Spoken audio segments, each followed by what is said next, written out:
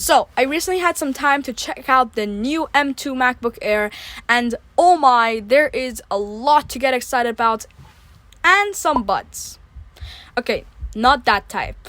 So, I've concluded a list of all the best and worst features of the new M2 MacBook Air, and the last two are secrets that Apple is trying to hide.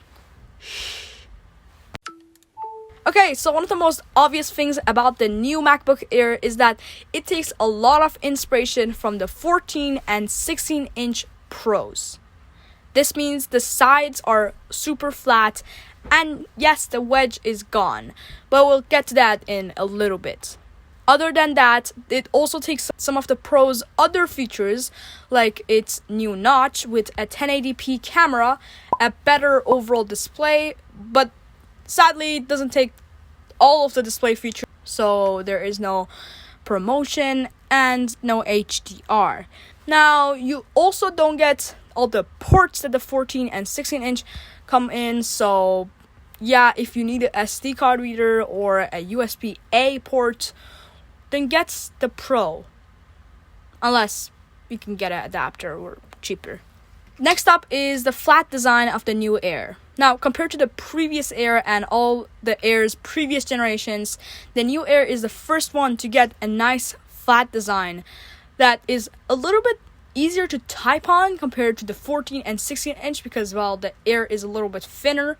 But at the same time, I still believe the wedge design was a lot easier to type on. So if you're someone who likes to write a lot of scripts like me, then you should probably get the M1 Air. Unless typing is not a big priority for you, it's still very nice to type on the new Air. Now, if you don't know what the wedge is, it's basically a little illusion that the Apple did to make sure their Air looks a little bit thinner than what it actually is. So if you just look at the previous Air, so the M1 Air, you can easily tell that it looks thinner. And technically, yes, it is a little bit thinner at the end. But at where the hinge is, it's actually a little bit thicker than the new M2 Air. So yes, the new M2 Air is actually a little bit thinner in reality, while the previous Air uses the wedge illusion to create an almost impossibly thin looking design. I prefer the new Air's design because it's just a lot nicer looking, because it doesn't use any type of illusion to make it look like it's thin. It's actually thin by itself. Next up is the notch. Now, as I told you earlier, the new Air takes a lot of inspiration from the 14 and 16-inch Pros, so you do also get the notch as well. What I have noticed though is the bezels and the notch are just a little bit bigger on the Air compared to the Pros. Or maybe it's just the display being bigger on the 14-inch, being 1 inch extra, and so much bigger on the 16-inch, but for some reason the bezels just look a little bit thicker on the new Air compared to them. But if you do have your wallpaper on something with a lot of context, so not just a blank color, or if you have it on dark mode, then you're going to be pretty good. Unless you have a white wallpaper like I put on, but that was just for illusion to show you what the notch actually looks like. Now, thanks to this new notch, you also do get a larger display. So, this means the new Air is actually 13.6 inches instead of 13.3. Now, it is definitely not a massive upgrade compared to the previous Air. Both of them have pretty reasonably sized displays, but the new Air is technically just a little bit bigger, and that real estate might come in handy at some point in your MacBook Air's lifetime. Now, from the sides, the new Air is actually not a lot thinner. It's actually pretty much the same length when it comes to the bezels, but on the top is where you get most of the extra real estate, so the display is just a little bit more vertical compared to landscape in the new Air. Now, thanks to the notch that you get because of the thinner bezels, you do also get a 1080p HD FaceTime camera, and oh my, it looks so much better than the previous Air. Still, the previous Air had a pretty good camera, though in good terms, I mean good in MacBook terms, because MacBooks have always had the worst webcams ever, but still, compared to the previous Air, there is definitely a little improvement. Still looks very bad though. Then there is the new colors. You might have noticed that the new Air comes in 4 new colors. Actually 2 new colors, but you get 4 colors. You get it. Anyways, so you get your normal boring space gray and silver, which if you ordered, you're just trying to look like you have the 14 and 16 inch. But if you do get the 2 new exciting colors, then good job. You're awesome. Now, the first new color that is out this year that was never out before is Starlight. And Starlight is basically the same white that you get on your iPhone 13 with a little bit of beige and a little bit of gold. Now, a hint of gold is all I can say about how gold the new Starlight looks. So if you're looking for a gold laptop, yes, this is the most gold you can get in MacBook territory, probably after rose gold. But it's still not gold enough if you are a gold fan. Now, I'm not a gold fan, but if you are a white MacBook fan, then yes, the new Starlight definitely looks a lot more white than it is gold. So in bright lighting situation, it even looks like it's a white computer with some beige into it. Next up is MagSafe. So yes, the new Air brings back MagSafe that was originally found on the very first generation of the Air and was there until the Intel Retina display versions came out a few years ago. That's when they removed it, and you had to charge your MacBook via USB-C from that point on. Now, you can still charge your MacBook from USB-C, but you shouldn't do that because MagSafe is safe.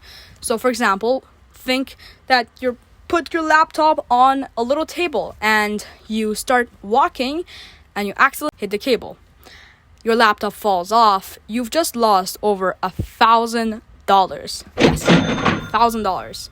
Unless you get a higher spec model, then you're going to be broke as hell. So use MagSafe, and use MagSafe especially in these new Airs because they come with color matching cables. So based on the color that you get, other than silver, because we've already seen silver, on any of the other colors that you get, so space gray, starlight, or blue, you're going to get a color matching cable that matches your color.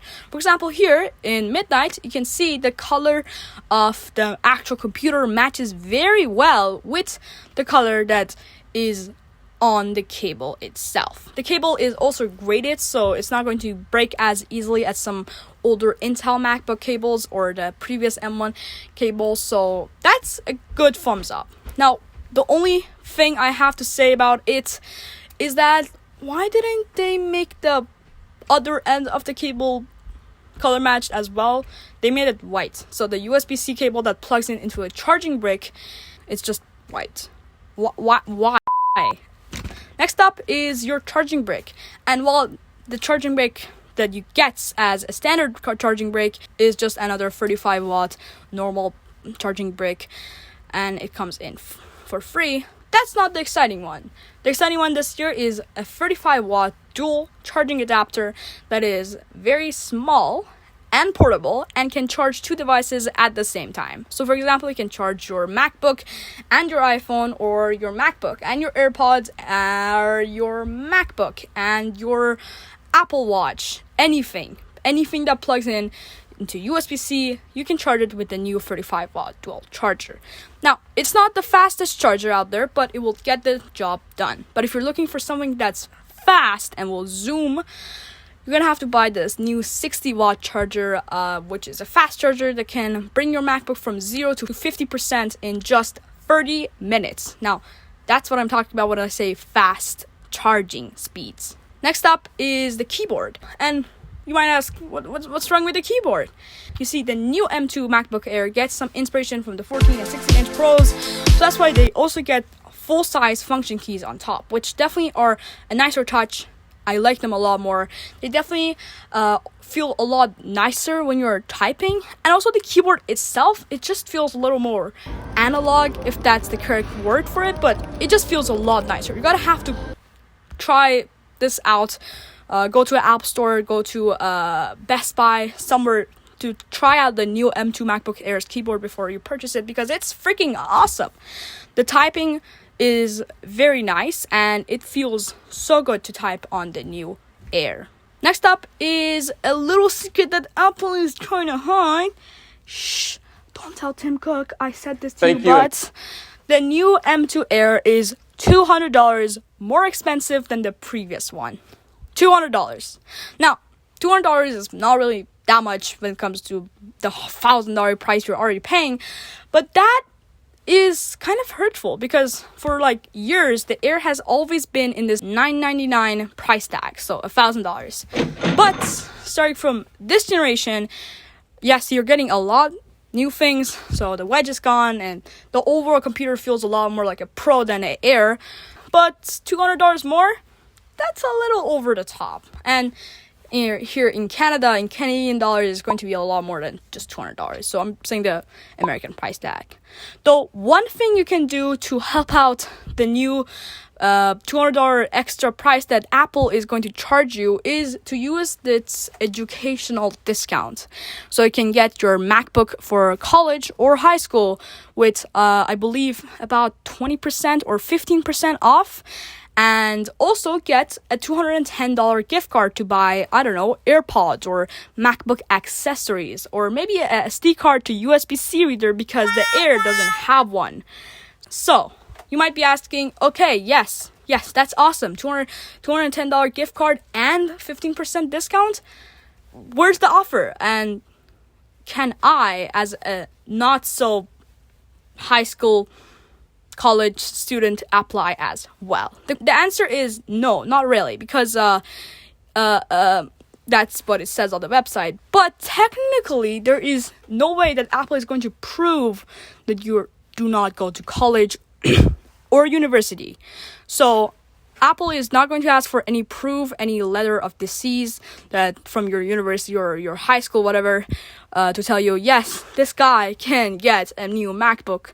So don't tell Tim Cook this, but this is a very easy way to save on your new MacBook or your iPad. You can also save $150, get a gift card for your iPad as well. But yeah, that's pretty cool, I think. I don't know about you guys. Just don't tell Tim Cook, okay? And if you want to check out my full in-depth review when I get my hands on my new Air, which is going to come in early August, you can click over here. If it's not out yet, then there's not going to be any video here. So there's that. Anyways, we've come to the very end of the video. And this was a very hard video to make because I definitely didn't have enough time to make it. I shot it the day the new Air came out. So this is Friday. But you guys are going to be seeing it on Sunday or Monday, hopefully. So, yeah. Anyways, I'm Hormaz, and you were watching Pineapple. Thank you for watching.